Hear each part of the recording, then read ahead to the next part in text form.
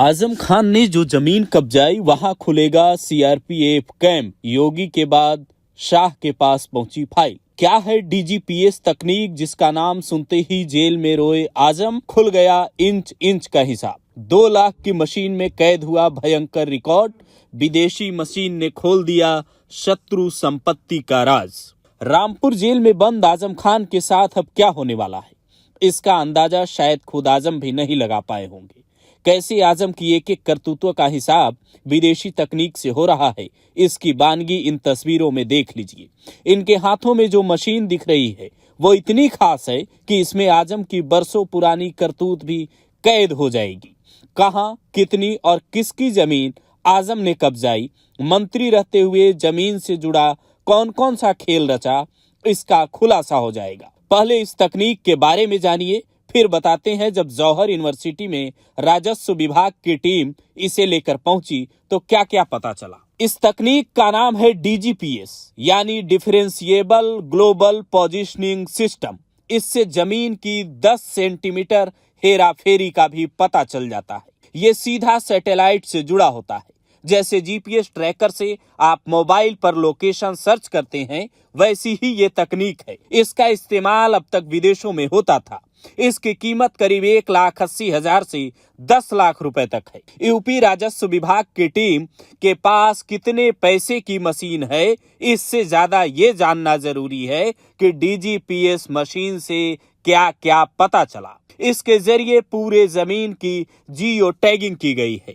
13.8 hectare जमीन का क्या इतिहास है उसे खंगाला गया है। इसकी मदद से आजम खान की जौहर यूनिवर्सिटी का वो सच ढूंढा जा रहा है जिसे बरसों बाद भी आजम या उनके लड़के नहीं झुठला पाएंगे, क्योंकि इंसान झूठ बोल सकता है पर मशीनें झूठ नहीं बोलती। जो आजम खान ये कहते हैं हमने जौहर यूनिवर्सिटी लड़के लड़कियों की पढ़ाई और समाज के विकास के लिए बनवाई थी, इसमें कहीं भी कब्जा नहीं है। सरकार जबरन परेशान कर रही है। उनके दावों की भी पोल खुल चुकी है, क्योंकि जौहर यूनिवर्सिटी के कुछ हिस्से को राजस्व विभाग की टीम ने न सिर्फ शत्रु संपत्ति घोषित किया है, बल्कि वहां की एक एक इंच की नपाई भी अब नए तरीके से करवाई जा रही है। और उसमें जो निकला है वो साफ बताता है आजम खान ने साल 2006 में जब यूनिवर्सिटी का काम शुरू करवाया, अपना ड्रीम प्रोजेक्ट लॉन्च किया, तो उन लोगों की जमीनें भी इसमें मिला ली जिनके पूर्वज साल 1947 और 1971 की लड़ाई के बाद पाकिस्तान चले गए। उनकी संपत्ति को सरकार ने शत्रु संपत्ति की कैटेगरी में रखा, जिसका मतलब है दुश्मन मुल्क में रहने वाले लोगों की अचल संपत्ति। लेकिन आजम चूंकि यूपी सरकार में मंत्री भी थे और कभी उनकी तूती बोला करती थी, इसीलिए बड़ी ही आसानी से इन जमीनों पर अपना कब्जा जमा लिया और एक में जिम बना दिया, जबकि दूसरे में यूनिवर्सिटी के मुख्य सुरक्षा अधिकारी का आवास बना दिया गया। बाद में वो भी पकड़े गए, लेकिन योगी सरकार के आते ही जैसे ही जांच तेज हुई, पूरी पोल पट्टी खुल गई और इस बात ने आजम के साथ साथ अखिलेश यादव को भी टेंशन दे दी, क्योंकि साल 2014 में मुलायम सिंह यादव का 75वां जन्मदिन इसी यूनिवर्सिटी में मना।